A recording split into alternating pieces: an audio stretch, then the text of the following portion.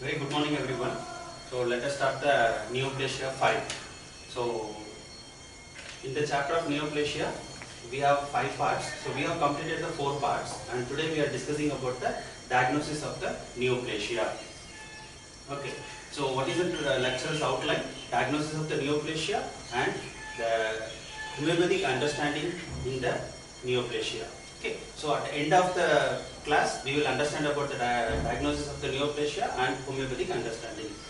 Okay, diagnosis of the neoplasia, we are categorized into the 4 levels.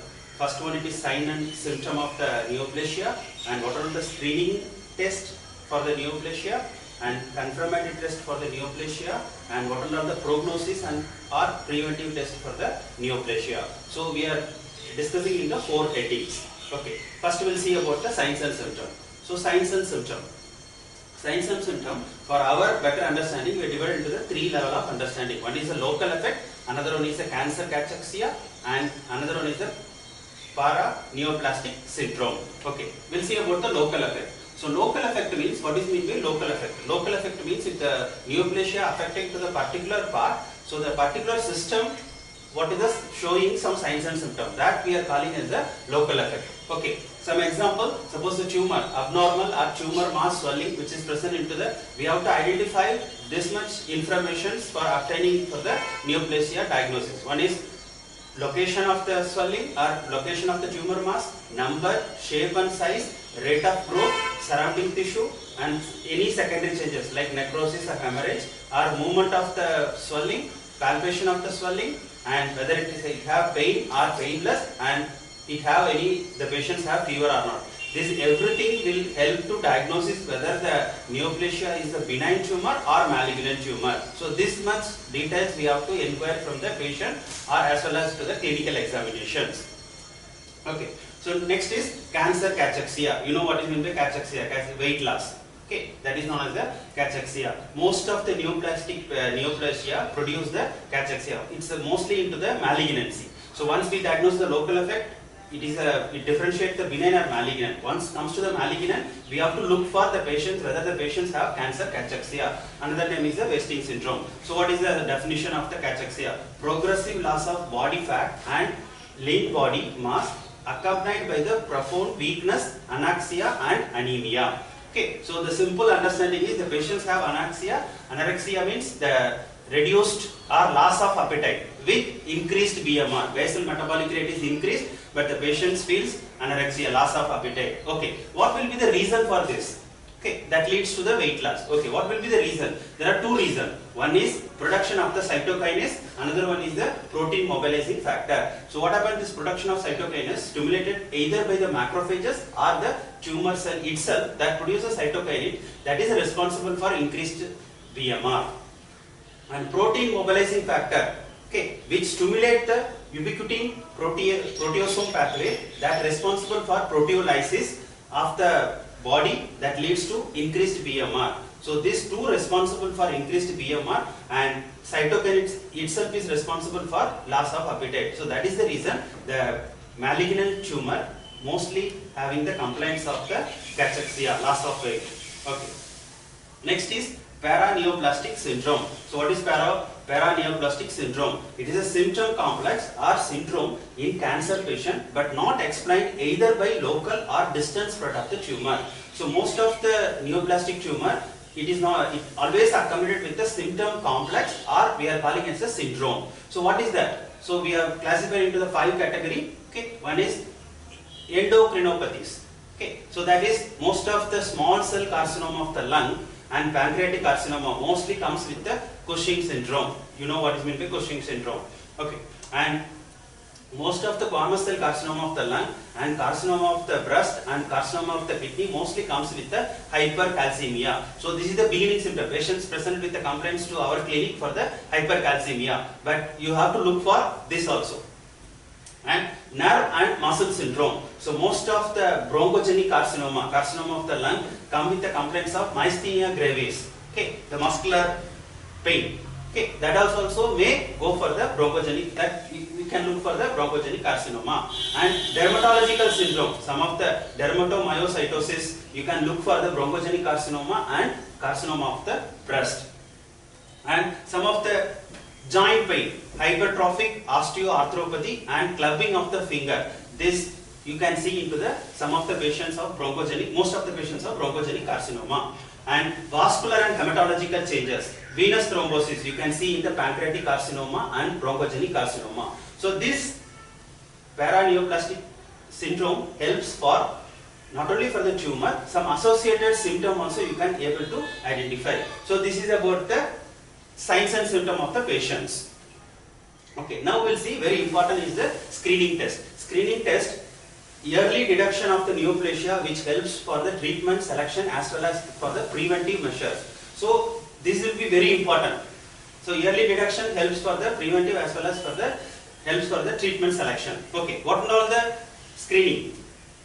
Okay, so if the patients come with the complaints of breast cancer, okay, the patients comes, we don't know whether the patient is suffered from cancer or not. So how we can identify? Okay, the simple test is mammogram. If the patients comes with the complaints, if you suspect that the patients have cervical cancer, you can go for cytology. What is cytology? I will explain further slides. And colposcopy. And colorectal cancer, the screening test is colonoscopy and sigmoidoscopy. Okay, with or without stool DNA test. What is stool DNA test? I will come to the confirmatory test. I will come to that. That are fecal immunochemical test. Very important test. Will come to that.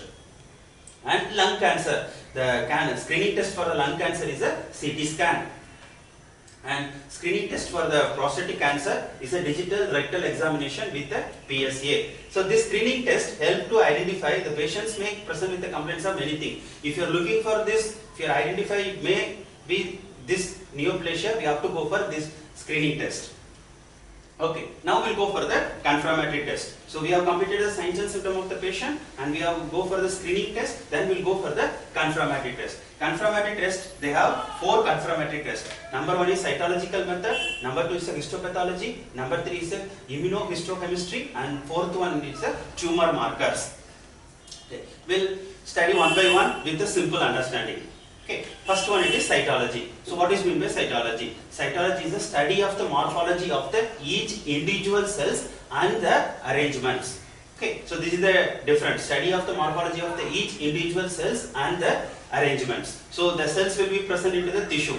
Okay. So we are studying the individual cells and how it is arranged into the tissue. That is we are studying under the cytology. Okay. So what is the type? There are 2 types of cytology. Exfoliative cytology and fine needle aspiration cytology. By simple we are calling as a FNAC. Okay, we'll study one by one. What is exfoliative cytology? So this method, the tumor cells have ability to shed off. The cancer cells lose the additions. We have studied in the chapter part 2. We have studied the most of the addition molecule for the normal cells is the immunoglobulin superfamily and E catenanes. So these 2 things. So most of the cancer cells have the loose attachments. So that leads into the surrounding space. Hence it is called exfoliative cells. So the tumor cells are always known as the exfoliative cells.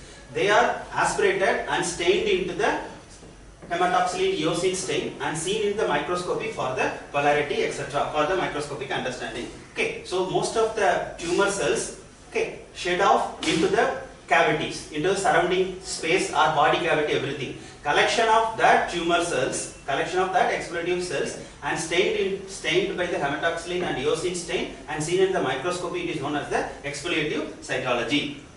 Some of the example, urine cytology, sputum cytology, vaginal cervical cytology, okay, that known as the pap smear, okay, and CSF cytology and body cavities like a pleural cavities and we have taken to the tumor cells from the pleural cavity and peritoneal cavity. This is the examples of exfoliative cytology. Okay, what is meant by FNAC? FNAC means cellular material are aspirated by the thin needles and stained into the hematoxylin eosine stain and seen under the microscopy. Method is same. So there it is into the shedding of the cells. Here it is we are collecting the cellular material by the thin needles and that can be stained and seen under the microscopy. Okay.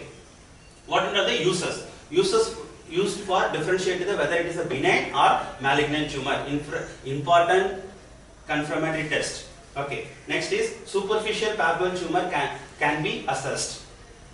Okay. Whether it is a benign tumor can be assessed. And architecture and invasiveness cannot be evaluated by this method. The only drawback of this cytology is the architecture, tissue architectures and invasiveness. They are one of the characteristics of malignancy. Cannot be evaluated by this method. So if you want to know about the characteristic of tissue architecture and invasiveness, what is the method? The method is histopathology.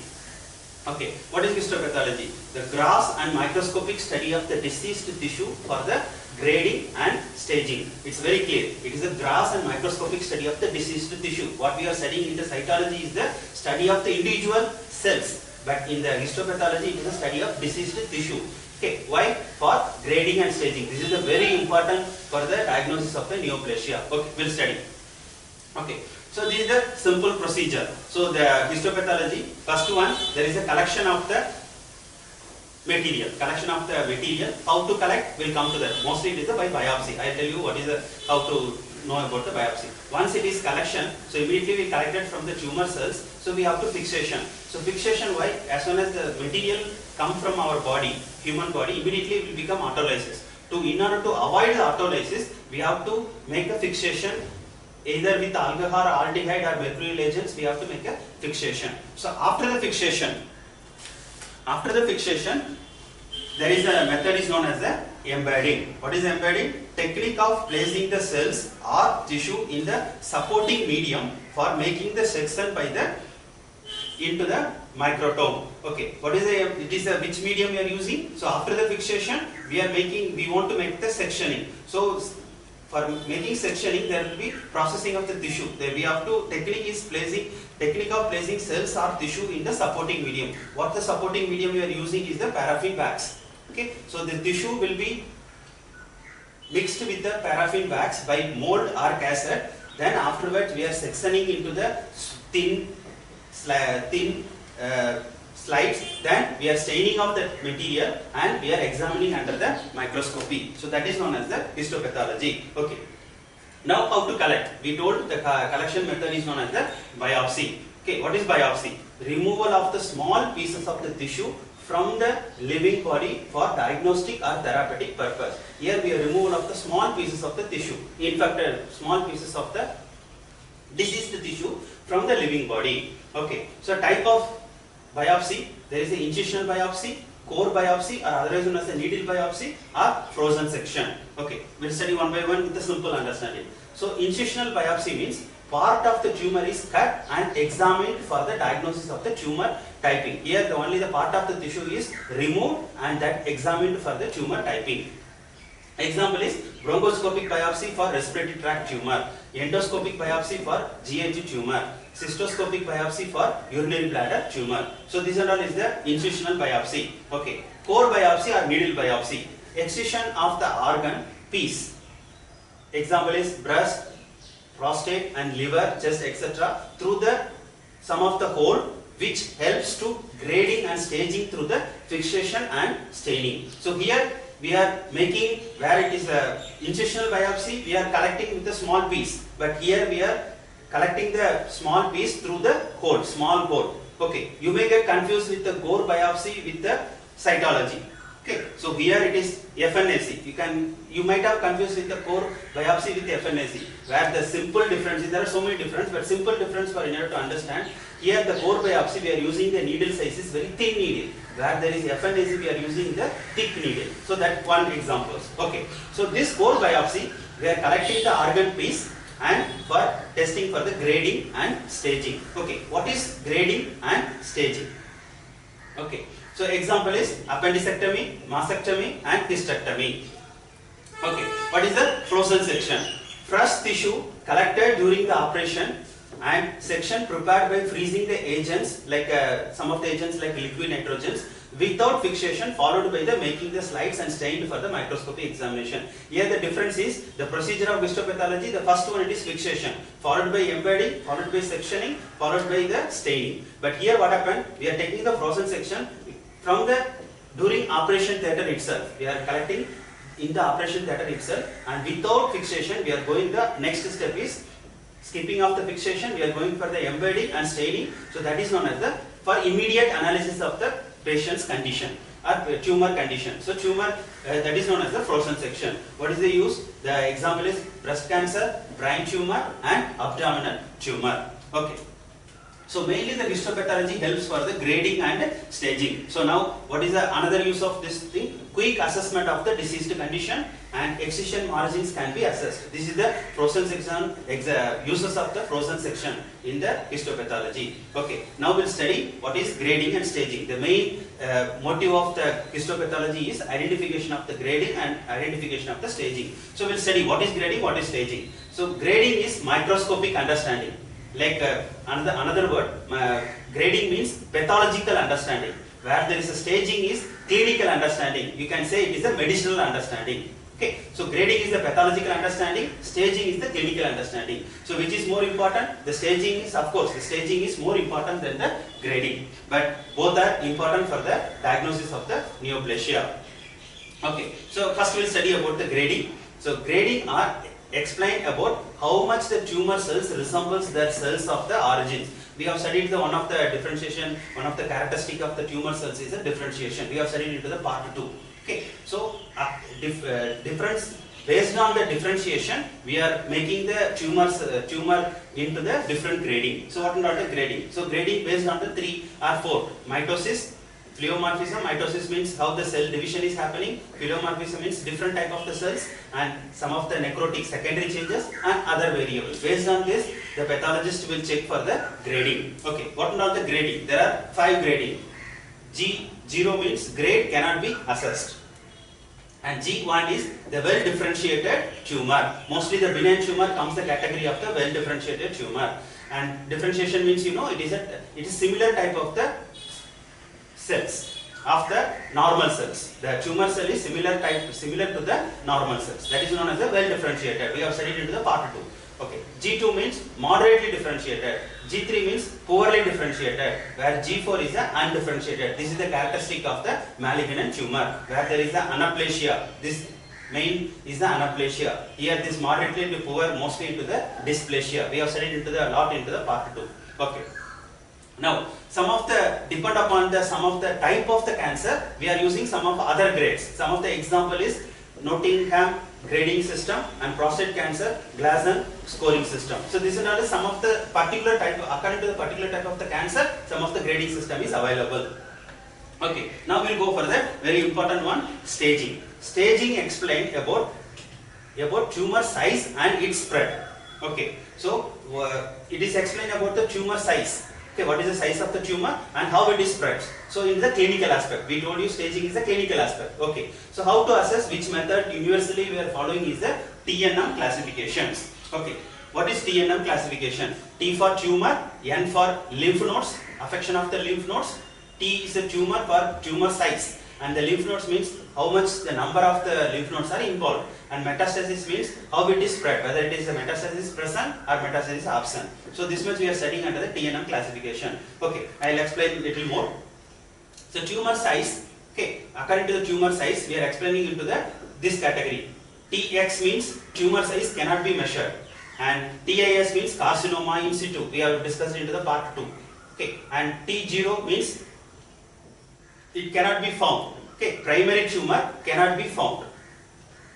That means it looks like a carcinoma in situ, but it cannot be found. Okay, T1 means small tumor, T2 means large tumor, and T3 is large invasive tumor, and T4 is very large invasive tumor. So this is depend upon the say T. So most of the clinicians will write according to this type. They will write it up. Okay, if it is the T1, then we can understand the tumor size is very small. Okay, and N is mostly to the involvement of the number of the tumor, number of the lymph nodes involved nearby the origins. Okay, NX means there is lymph nodes involvement cannot be assessed, and N0 means no involvement of the lymph nodes. N1 is few regional lymph nodes are involved, and N2 means more regional lymph nodes are involved, and N3 means involvement of the distant lymph nodes. It is depend upon the lymph nodes involvement. And last one, it is a metastasis. How it is spread? If the M0 means no distance metastasis, and M1 means metastasis is the present. So most of the clinical things in the clinical finding, you can see TNM classifications. Very important for the clinical aspect. Okay, this is the third one. So we have completed the cytology and histopathology. Now third one, it is very important one, is the immunohistochemistry. So what is immunohistochemistry? It is a immunological method to recognizing the tumor cells. It is a immunological method to recognizing the tumor cells by surface marker or cell product component through the availability of the specific monoclonal antibody against them. So simple, it is an antigen antibody complex on the slides and making the microscopic visible by the certain labels like a fluorescence for the better identification. So simple understanding, some of the tumor cells, identification of the tumor cells component or surface marker through the, we are making the monoclonal antibody against the tumor cells, and that we'll putting into the slides and with the certain labels for in order to identifications. Okay, what are the cells product? What are the cellular compound? It is identification of the intermediate filament. This is the important one for the immunocytochemistry. So identification of the intermediate filament, by short I will call IF. It is one of the three type of cytoskeletal elements which responsible for structural integrity and cell shape and motility. Normally we have IF, so that responsible for integrity, cell shape and motility. But in tumor cells, if the tumor develop any cells, so what happens is IF will be modified. So that modifications, how we are identifying against this intermediate filament, we are making the monoclonal antibodies and react this to that reaction we are showing through the identification through the some of the coloring agents. So this is known as the intermediate filaments. Okay, so what is the intermediate? By short, okay, very simple. We visualize the normal and abnormal biological structure. What is the biological structure here? It is the IF. Okay, this is a very simple understanding. Okay, some of the IF, cytokeratin, vimentin and S100, HMP and desmin are CD3, CD19, CD45. If you see the carcinoma, the IF is the cytokeratin will be more. So if the cytokeratin is more in the histochemistry, that you can understand the patient suffering from carcinoma. And if it is this structure, this IMF is more, so you can understand the patient suffering from the sarcoma. And if the patient suffer from melanoma, S100 and HMP 45 and desmin will be more. Okay, if the person suffering from NHL, that means non-Hodgkin's lymphoma, which one? That all the CD3 and CD19 and CD45 will be present. So this is another simple understanding about identification of the IF in order to understand this identification or diagnosis of the carcinoma, sarcoma and other types. Okay. So now we'll go for the very important one, is the tumor marker. This is the commonly involved for the most of the diagnosis of the patient. There are so many tumor markers are there. Okay, we'll study what is tumor marker. This substance found in the human discharge. Okay, this substance found in the human discharge like a blood, urine or body fluids. Okay, elevated level of those substance indicates the specific tumor type. Okay, elevated level of this substance known as that indicates the specific tumor type. Example is alpha fetoprotein. Elevation of the alpha fetoprotein you can see into the carcinoma of the liver, and prostatic specific antigens you can see in the carcinoma of the prostate, and VMA, vinyl mandelic acids, you can see into the neuroblastoma, and CA125 carcinoma of the ovary, CA15-3 and CA27-29 it is a carcinoma of the breast, and CA19-9 we can see into the pancreatic cancer, and MSA, muscle specific actin, you can see into the myosarcoma. Calcitonin, the hormone, we can see into the medullary carcinoma of the thyroid. So this is a tumor marker helpful for identification of the type of the cancer. Some of the tumor marker, embryogenic antigen, CEA. It is a carcinoma of the bowel, very important for the diagnosis of the carcinoma of the bowel and pancreas. And human HCG, human chorionic gonadotrophin, so that identification of the trophoblastic tumor. And catecholamine, identification of the pheochromocytoma. And neuron specific NOL is identification of the neuroblastoma, and immunoglobulin, it is immunoglobulin identification of the myeloma, multiple myeloma. So these are the tumor marker helps for identification of the specific disorders. It's very important for the diagnosis. Now currently it is very important for the diagnosis of the tumor. Okay, now we'll come to we have completed the signs and symptoms of the tumor cells, we have completed the screening test, then confirmatory test, then comes to the after the treatment, the prognosis test. What are the prognosis test? So what is the prognosis? Identification about the outcome of the neoplastic disorder after the treatment. Whether after treatment, whether the neoplasia is better or not. So how to identify? Through the prognostic test. This is a very important which we are lacking of this.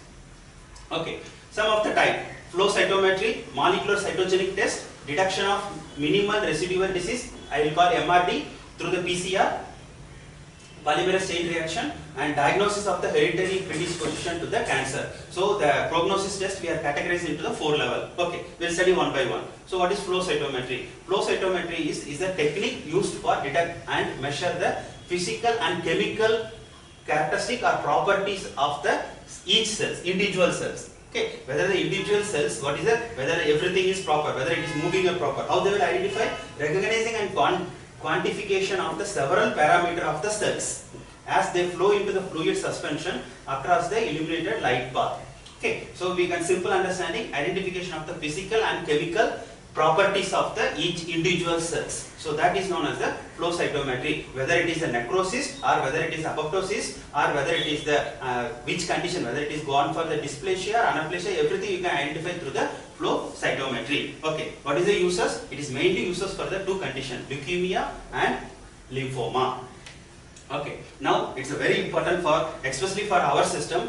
We are having the lack of knowledge about this molecular cytogenic test. We'll study in the detail. Okay, what is cytogenic? Cytogenic means study of the chromosome and its abnormalities. That means we are going to study about the alteration in the number or structure.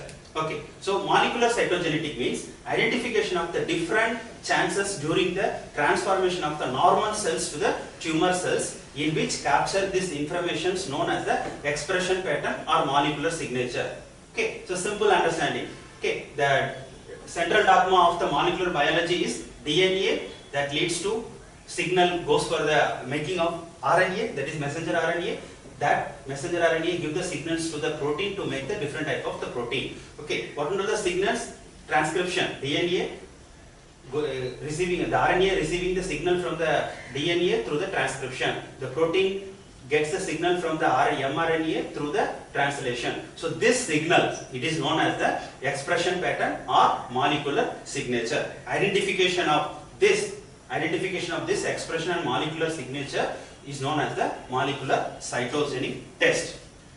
Okay, so what are the different types? There are so many types. Okay, I am explaining. Number is karyotyping, in situ hybridizations, and FISH and spectral karyotyping. Okay, what is karyotyping? Karyotyping means display of stained and photographed chromosome. It is known as the karyotyping. What is spectral karyotyping? Ability to detect the complex chromosome rearrangement and identify the recurrent chromosomal abnormalities in the single examination. So both are karyotyping and spectral karyotyping is more or less it's equal, but only difference is here it is a stained and photography of the chromosome. Okay, and here it is ability to detect the complex chromosome. All the chromosome derangements you can identify to the spectral karyotyping, and karyotyping is the only display say of the stained one. Okay, and in situ hybridations and FISH both are same. It's the detection of the specific nucleic acids. Okay. Okay. And another one is comparative genomic hybridization, identification of the structural alteration of the chromosome from DNA, extraction from the normal as well as the tumor sample. Take the patient's tumor sample from the patients and identification for the structural, whether alteration of the chromosome is altered or DNA changes. In the part 3 we have studied what are all the chromosome, its arrangements and DNA everything. And last one, it's very important, is a DNA microarray. It is obtained the molecular signature of the gene's expression and the same mainly to the genotype. I will come to that what is genotype later. Okay. Number 7 is proteomics, identification of characteristic of the characterization and quantitative of all protein through the systematic analysis. I will make simple understanding. Okay, so this is the cell.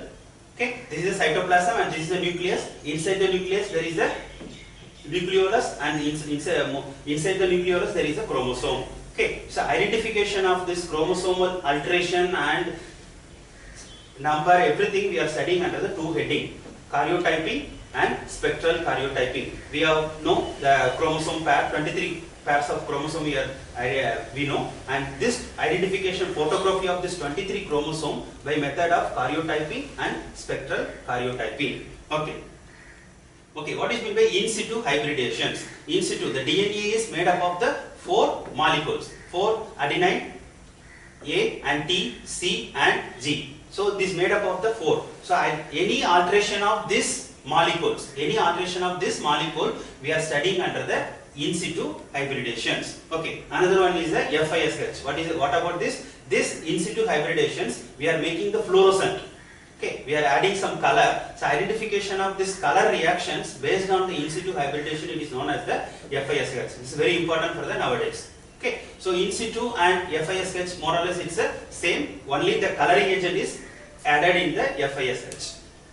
Okay, so another one we have studied, the central dogma of the molecular biology, DNA that give the signal to the RNA, that RNA give the signals to the protein. It's a very simple understanding. Studying of the DNA, it is known as the genomics.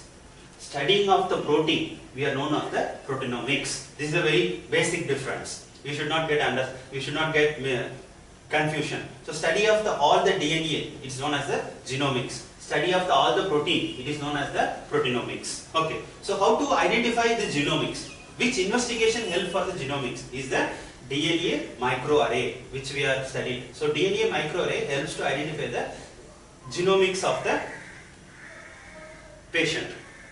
Okay, or proteomics. The example is which investigation is helpful for antibody microarray or cell G, TOF and MS, mass spectroscopy. So this will be helpful for identification of the proteomics. Okay, there are another method also will be there for the other method. For the DNA, Southern blot is a plot method.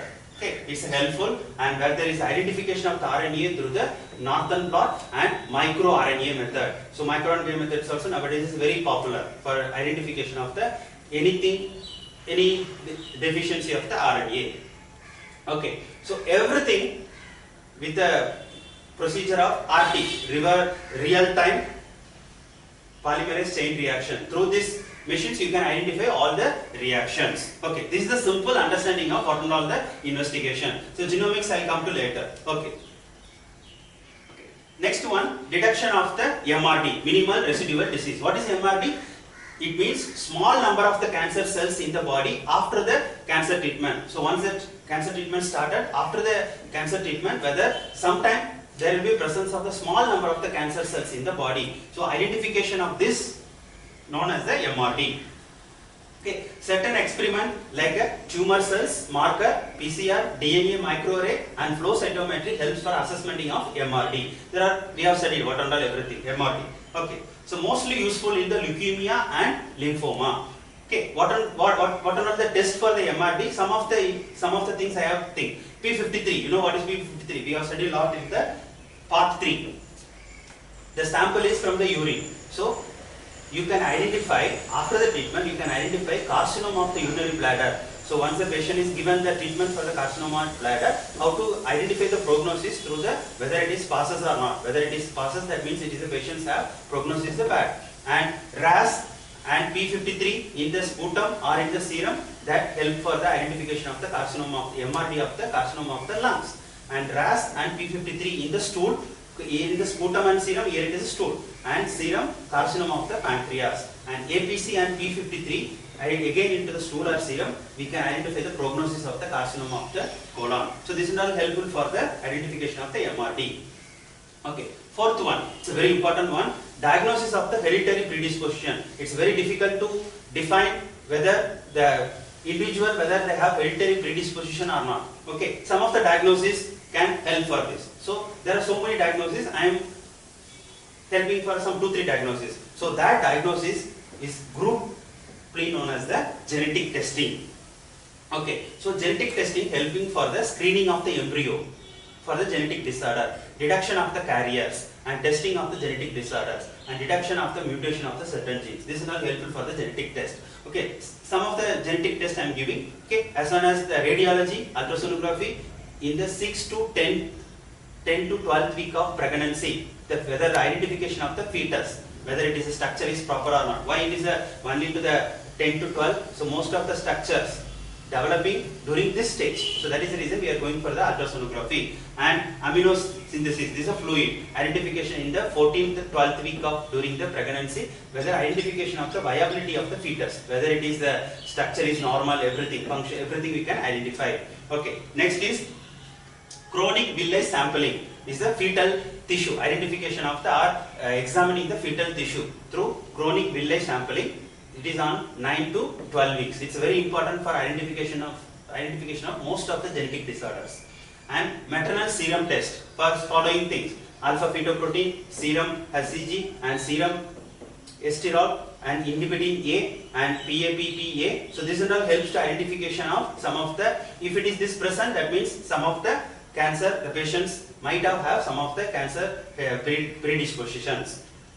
And maternal cervix, okay, microbial culture and fetal fibronectin, and some of the other thing, estrogen receptor assay, okay, that will help for identification of the patients, whether the patients have carcinoma of the breast. In the carcinoma of the patient's breast, you can do this estrogen receptor assay for whether the test, and whether the patients have the family history of the carcinoma of the breast. So we can go for this estrogen receptor assay in order to understand whether he have diabetes or not. Okay, and PET scan, okay, identification of the tumor mass, location of the tumor mass, and abnormal reduction of the T cells or B cell receptor in the blood, that helps for the RT-PCR. So these are all the investigation for helping for the genetic testing.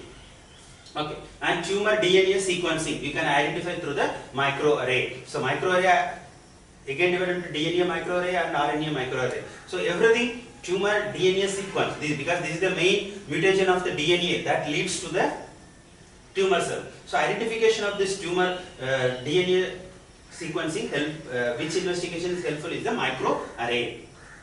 Okay, so that's about the diagnosis of the neoplasia. Now I am coming to the my system, homeopathy. Okay, so the homeopathy, there are some two misconceptions. There are many misconceptions. What is the first one? It is the allied subject like anatomy, physiology, pathology, etc. not required for the homeopathic practice. Most of the misconception among the public are among the homeopaths. Okay, and another one is homeopathy based on the symptomatology, not about the detailed study of the disease. Okay, so but here we will explain the importance of this allied subject and importance about the knowledge of the study of the disease helps for the treatment of the homeopathy. Okay, some of the authors, okay, like Dr. J.H. Allen explained, Hahnemann did not reject the pathology, helps to identify the symptomatology. If you want to know the symptomatology, you have to identify the pathology. We have to know about the knowledge of the pathology. And Stark-Close explained about the true science of pathology must include and explain all the symptoms of the disease, the final subjective individual symptom as well as the general function, organic and objective changes that occur into the disease. Okay, and Dr. C.M. Boger explains totality is based on the pathogenesis of the disease. We'll explain later. Okay, so we'll study what is the law of the homeopathy. Very simple understanding I am explaining. Okay, as based on my understanding. Okay, so the patients come to our clinic with based on the sign with some signs and symptom of the disease. How you will identify from the patients. At the same time, we will having the Metramedica book. We have so many Metramedica book that also present the signs and symptom of the remedy. Okay, so this side is signs and symptom of the disease from the patient, and this side is the signs and symptom of the remedy from the Metramedica. Okay, where will get? Okay, this signs and symptom of the disease from the patient. How you will identify? Through the pathology and through the medicines. Otherwise, it is impossible to identification of signs and symptom. Okay, how to identify the signs and symptom of the remedy? How to identify? Through the drug proving. Okay, so now we have identified with the pathology medicine helps for identification of the knowing about the disease condition, and drug proving helps for identification of the remedy. Okay, how to correlate? With the simple understanding, our Hahnemann master made it of law of similars. Okay, you can see into 153, 156 aphorism, but one disadvantage is that signs and symptom of the remedy and signs and symptom of the disease, it is not exactly thing. Suppose this is the 10 symptoms will be there, and here also 10 symptoms. That may not be seen into the patient. In normal situation may not be seen. So that Hahnemann told which method to follow to making this together. It is a totality of the symptom. So that I will come to that what is totality of the symptom. Okay. So now the scientific understanding. This we know already, the DNA. DNA is a molecule that containing genetic code of the organism. The information of the DNA is stored as the code made up of 4 chemical bases. That is A, G, C, T. Okay, approximately 3 billion base pair are present in our body. It is approximately. But remember, very important is 99 or 99.9% is all the human beings have a similar base. Okay. The only 1% or 0.1% of the human having variation. That variation it is known as the group is known as the triads. Okay, so this variation leads to the most of the disease condition to the human. Okay, what is a gene? Gene is the basic unit of genetic information.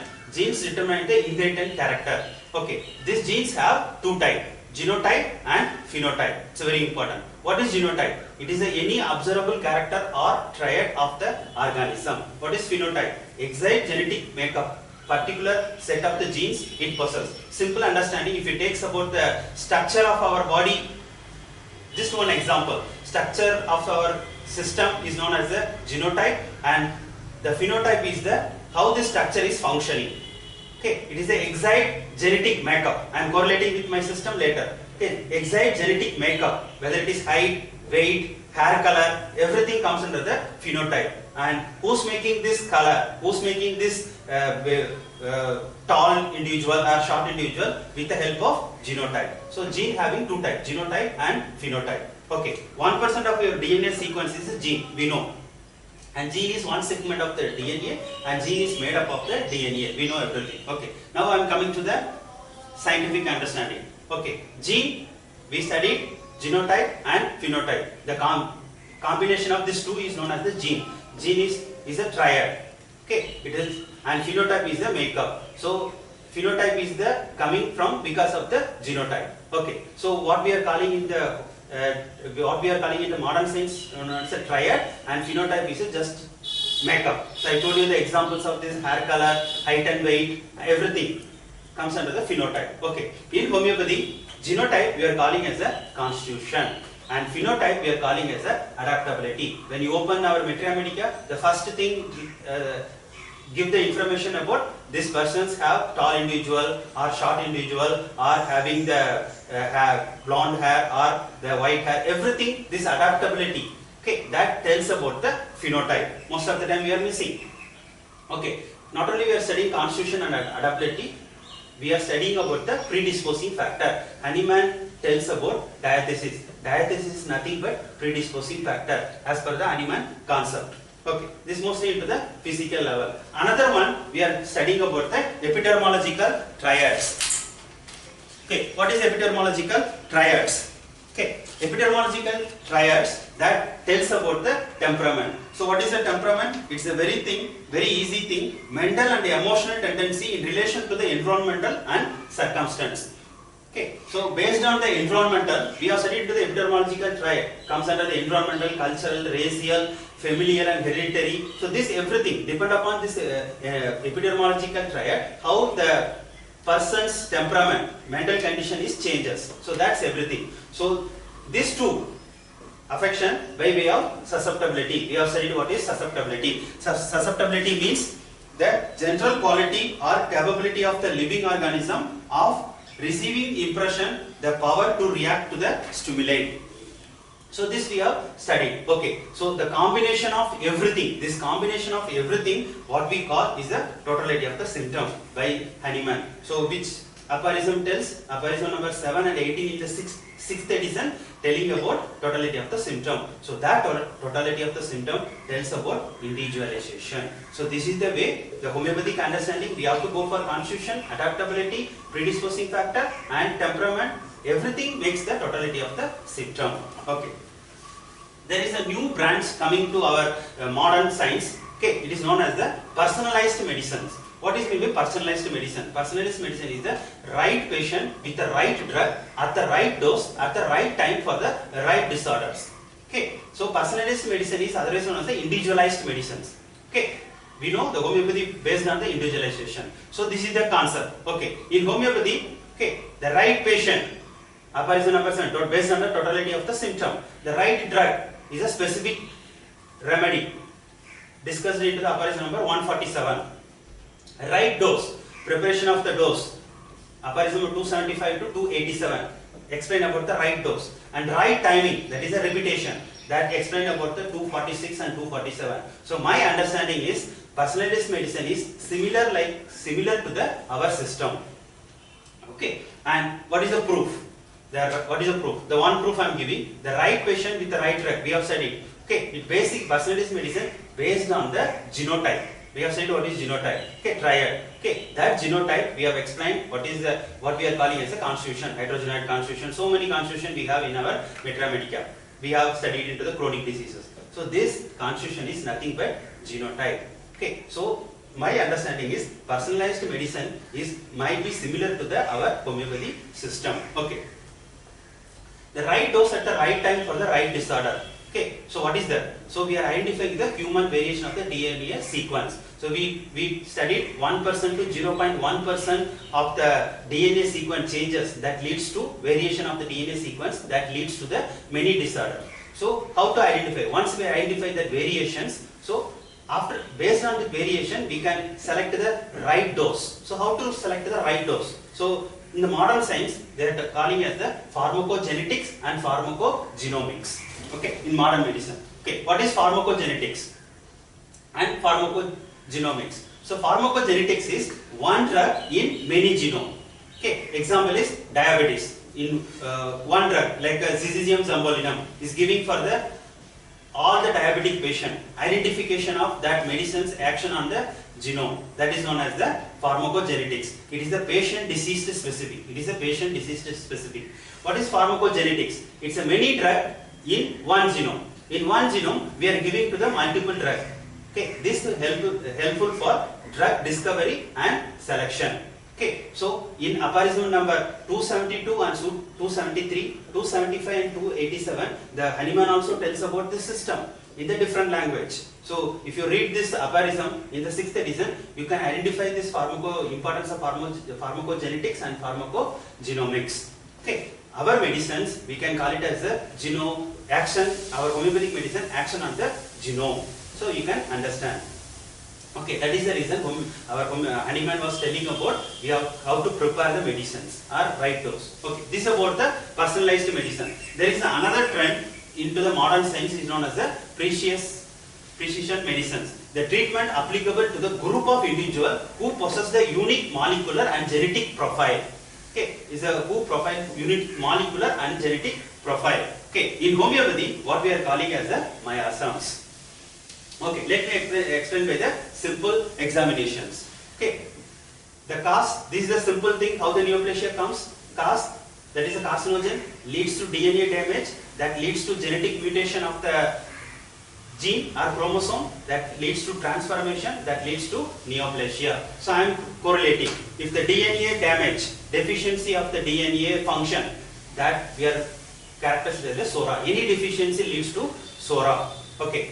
Genetic mutation, that leads to incoordination of the function.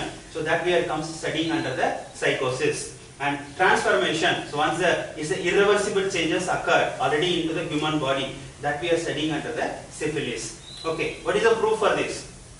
If you study this 270 aphorism, the Hahnemann explained that the material, the inheritance disposition transfer from the mother to the fetus. So that explained by the 270 aphorism. This is a simple understanding of my understanding about the homeopathy in relations to the genomic. But it is very important, no, in order to understand. Suppose this is helping. If you want to tell the patient is SORA, you have to understand the DNA damage. How to understand the diagnosis of the disease and diagnostic method we have to know. So that is the end. That we have to know about the homeopathy. So that's about my simple understanding about the homeopathy. So that's all about the neoplasia. Thank you.